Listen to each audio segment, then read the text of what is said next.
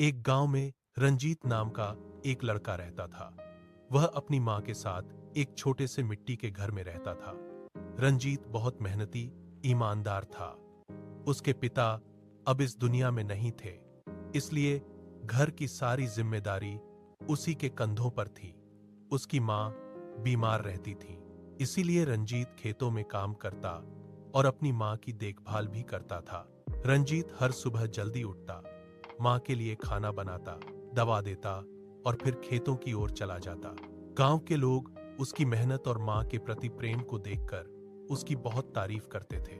लेकिन रंजीत कभी घमंड नहीं करता था। वह हमेशा कहता, मां की सेवा करना ही सबसे बड़ा धर्म है। एक दिन गांव में बहुत तेज बारिश हुई। खेतों में पानी भर गया और कई लोगों की फसल खराब हो गई। रंजीत की फसल भी डूब गई। वह बहुत दुखी हुआ, क्योंकि अब घर चलाना मुश्किल था। लेकिन उसकी मां ने उसे समझाया, बेटा, मेहनत करने वाला कभी हारता नहीं, भगवान पर भरोसा रखो। मां की बात सुनकर रंजीत ने हिम्मत नहीं हारी। उसने गांव के पास के बाजार में मजदूरी करना शुरू किया। दिन रात मेहनत करके उसने फिर से थोड़ा पैसा जमा किया और अगले मौसम में नई फसल बोई। इस बार उसकी मेहनत रंग लाई।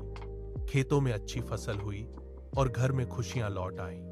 रंजीत ने सबसे पहले अपनी मां के इलाज का इंतजाम किया। उसकी मां स्वस्थ होने लगी। गांव के लोग रंजीत की मिसाल देने लगे। सभी कहते थे कि सच्ची मेहनत, मां का आशीर्वाद और धैर्य इंसान को हर मुश्किल से बाहर निकाल देता है। रंजीत और उसकी मां खुशी खुशी अपना जीवन बिताने लगे।